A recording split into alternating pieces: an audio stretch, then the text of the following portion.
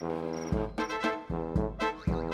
phone rang. It was an unexpected sound that broke the serene silence of the afternoon. The sun was shining brightly, casting a warm glow over the garden where Sarah sat, engrossed in her book.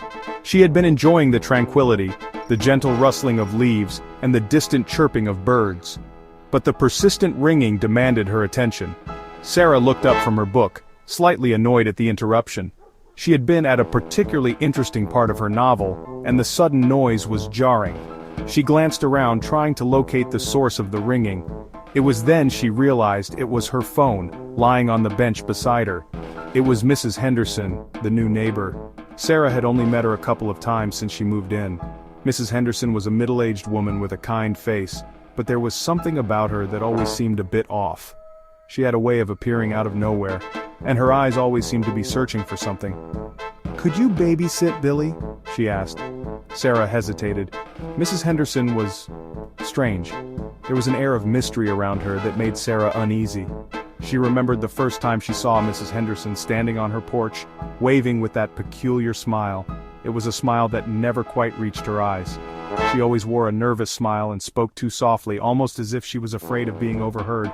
Her voice was gentle, but there was an underlying tension that Sarah couldn't quite place. It was as if Mrs. Henderson was constantly on edge, always looking over her shoulder, but Sarah needed the money. Babysitting was an easy way to earn some extra cash, and she had been saving up for a new bike. The thought of finally being able to buy it made her decision easier. She took a deep breath and nodded, even though a part of her was still unsure. "Okay," she agreed. Mrs. Henderson's face lit up with relief, and she thanked Sarah profusely.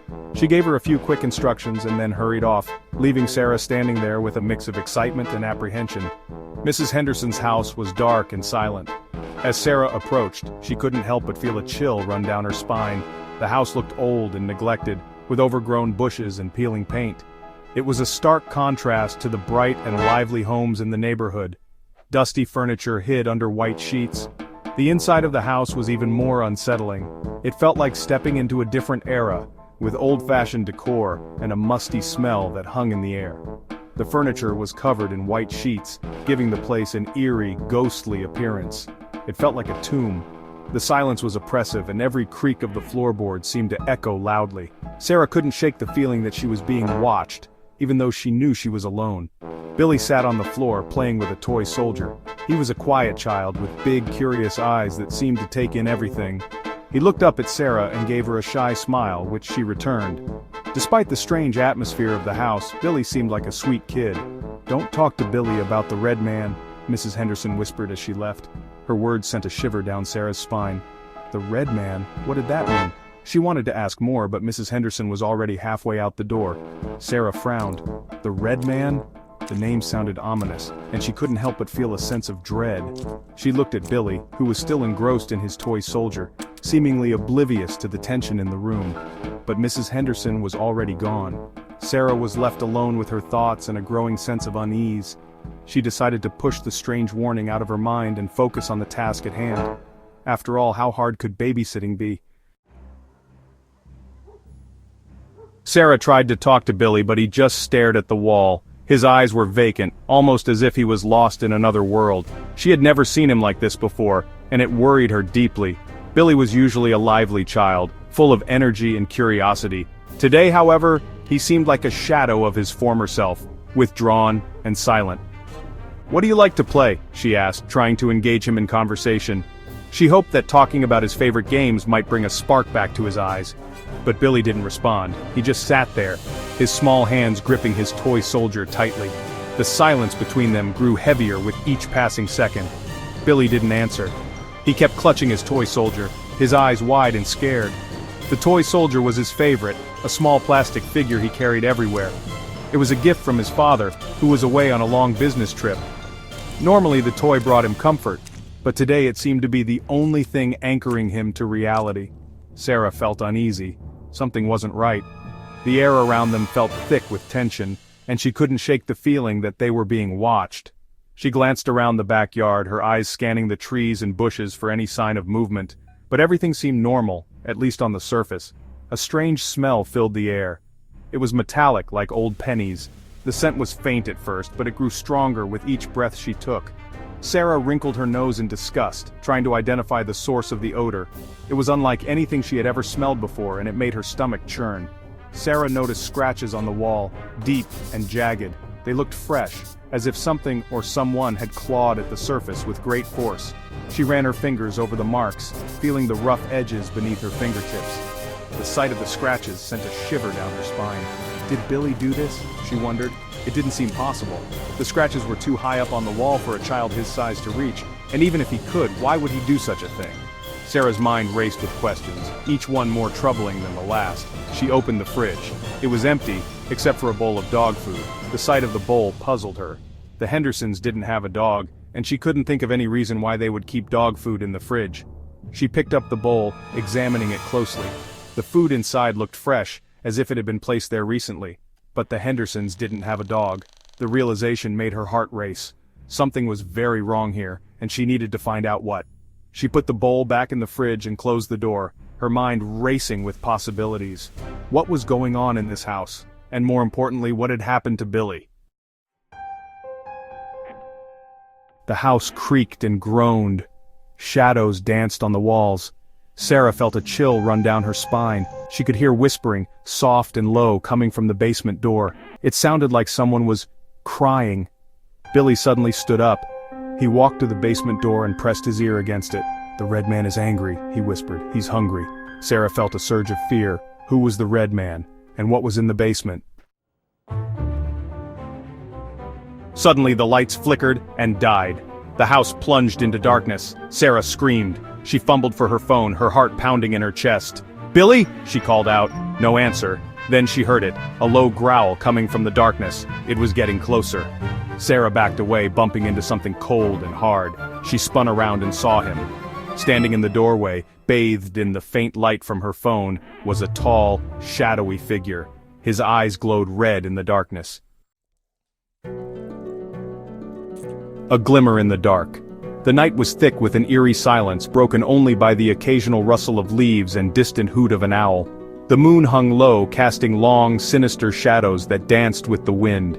In the heart of the forest, a single light flickered, barely piercing the oppressive darkness. Sarah froze, her breath caught in her throat. She had ventured out for a late-night walk to clear her mind, but now she regretted every step that led her here. The forest, once a place of solace, now felt like a trap. Her heart pounded in her chest, each beat echoing in her ears like a drum. She strained her eyes, trying to see through the thick veil of darkness, but all she could make out were vague shapes and shadows. The figure took a step closer, and Sarah could make out the faintest outline of a man. He moved with an unnatural grace, his steps silent and deliberate. Sarah's mind raced, trying to make sense of what she was seeing. Was he real, or just a figment of her imagination? She took a step back, her foot crunching on a dry leaf, the sound startlingly loud in the stillness. His skin seemed to shimmer, as if he were made of smoke and shadow. The light from the moon seemed to bend around him, creating an ethereal glow that made him look otherworldly. Sarah's fear turned to curiosity, a dangerous mix that kept her rooted to the spot. She wanted to run, to scream, but something about the figure held her in place. He was tall and gaunt, with long, sharp fingers that scraped against his sides. His eyes, dark and hollow, seemed to bore into Sarah's soul, reading her every thought and fear. She felt exposed, vulnerable, as if he could see right through her. The air around them grew colder, and Sarah shivered, wrapping her arms around herself in a futile attempt to ward off the chill. Then, just as suddenly as he appeared, the figure vanished. One moment he was there, the next he was gone, leaving behind only the faintest trace of his presence. Sarah blinked, unsure if she had imagined the whole encounter.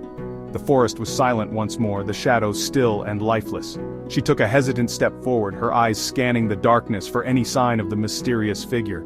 The red glow faded, leaving Sarah in darkness once more. She felt a wave of relief wash over her, but it was quickly replaced by a sense of dread. What if he came back? What if he was still watching her, hidden in the shadows? She had to get out of there, but her legs felt like lead, her body refusing to move. She scrambled for her phone, her hand trembling as she struggled to unlock it. The screen's light was a small comfort in the overwhelming darkness, but it did little to calm her nerves. She fumbled with the buttons, her fingers shaking so badly that she almost dropped the device. She needed to call for help, to let someone know where she was, but her mind was a jumbled mess of fear and confusion. She had to get out of there. With a burst of adrenaline, she turned and ran, her feet pounding against the forest floor. The branches scratched at her skin, the cold air stinging her lungs, but she didn't stop. She couldn't stop. The fear drove her forward, each step taking her further away from the place where the figure had appeared. She didn't know where she was going, only that she had to keep moving, to put as much distance between herself and the darkness as possible. The search for answers. The phone flickered back to life, casting a dim light on the hallway. Sarah scrambled to her feet, her heart still pounding in her chest. She had to find Billy. "Billy?" she called out again, her voice trembling. "Where are you?" She ran from room to room, her fear growing with each passing second. The house seemed to press in on her, the silence suffocating. Where was Billy? And what was that thing? As Sarah reached the living room, her phone suddenly rang. The caller ID showed an unknown number. She hesitated, her finger hovering over the answer button. What if it was him? Taking a deep breath, Sarah answered the call. "Hello?" she whispered, her voice shaking. "Sarah?" a familiar voice replied. It was Mrs. Henderson. "Is everything all right? Billy hasn't called?" Relief washed over Sarah. "Mrs. Henderson, you have to come home right now. Something strange is going on." She quickly explained about the red glow, the shadowy figure, and Billy's disappearance. There was a long pause on the other end of the line. "Sarah," Mrs. Henderson finally said, her voice barely a whisper, "there's something you need to know about Billy and the red man." Mrs. Henderson's voice was filled with a chilling sadness. "Billy, he's not real," she confessed. "He's a figment of my imagination. He died a year ago, and the red man, he was responsible." Sarah's blood ran cold. It all made sense now. The empty house, the dog food, the strange smell, Billy's words. She was trapped in a nightmare, haunted by the delusions of a grieving mother. "Sarah? Sarah, are you there?" Mrs. Henderson's voice crackled through the phone, but Sarah couldn't answer. She was no longer alone. The temperature plummeted, and the red glow returned, brighter this time. The phone clattered to the floor. A raspy voice filled the air. "You shouldn't have answered that," it hissed. Sarah backed away, her eyes fixed on the approaching figure. The red man was real, and he had found her.